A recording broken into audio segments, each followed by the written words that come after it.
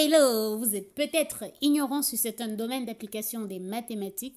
Pour comprendre l'utilisation des mathématiques dans l'étude du sida, je vous invite à regarder cette vidéo jusqu'à la fin. Si vous êtes nouveau ou nouvelle sur ma chaîne YouTube, n'hésitez pas à vous abonner. Le syndrome d'immunodéficience acquise, plus connu sous son acronyme SIDA, est un ensemble de symptômes consécutifs à la destruction des cellules du système immunitaire par le virus de l'immunodéficience humaine, VIH.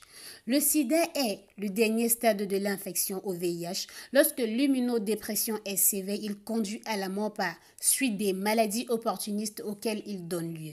Un patient atteint du sida est appelé sidéen. La pandémie de cette maladie s'est développée à partir de la fin des années 1970, faisant de cette maladie un problème sanitaire mondial. En 2017, on recensait plus de 35 millions de morts et plus de 36 millions de personnes vivant du sida. La grande majorité des personnes vivant avec cette maladie sont en Afrique subsaharienne. Le sida se transmet dans la majorité des cas par des rapports sexuels non protégés et aussi par la fellation de la mère à l'enfant et par des transfusions sanguines. Les symptômes de la maladie peuvent apparaître quelques jours après, mais la période d'incubation dure des mois. La prévention telle que l'usage du préservatif dans le rapport sexuel constitue de loin la meilleure solution puisqu'il n'existe actuellement aucun traitement permettant de protéger du VIH et que les traitements antirétroviraux disponibles n'entraînent pas de guérison. Ici, je vous présente un modèle classique de la dynamique du sida dans une population avec des hypothèses bien choisies. Alors, ainsi, ayant présenté toute la biologie du sida, on peut supposer qu'on se retrouve dans une ville ou dans un pays. On suppose également que les entrées et les sorties dans le pays sont négligeables. Dans ce pays ou dans le village ou dans la ville, on a une population où il y a N individus. Parmi ces N, il y a les personnes qui sont susceptibles de contacter le sida. Il y a les personnes qui sont infectées. Ça veut dire que ceux qui sont porteurs du virus, ça veut dire les séropositifs, et ceux qui sont déjà sidiens.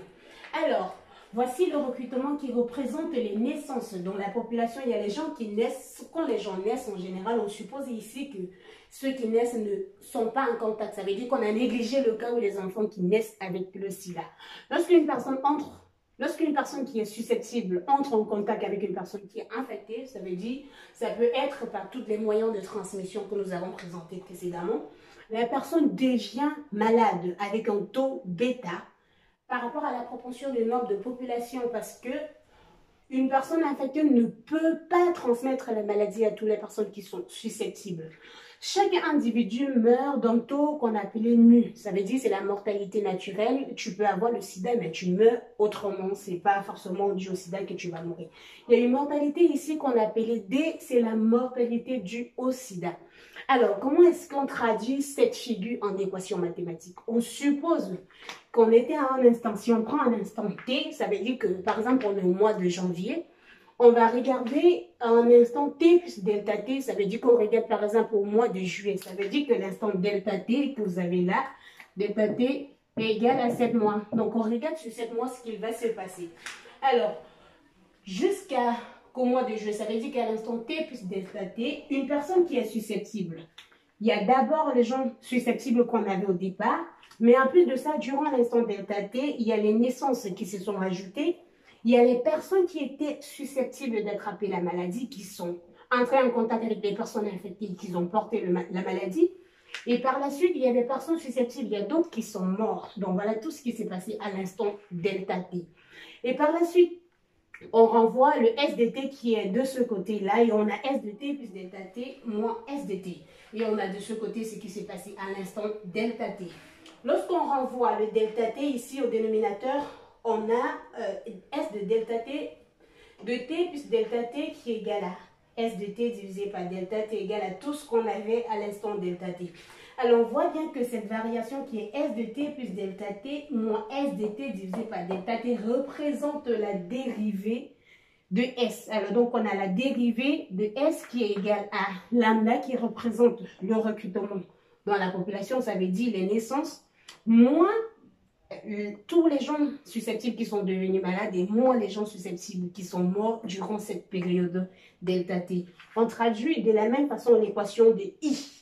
Et qu'on peut obtenir dans ce cas I' égale à les gens susceptibles qui sont devenus malades, ça veut dire qu'il y a un ajout de bêta I de T fois S de T divisé par N de T.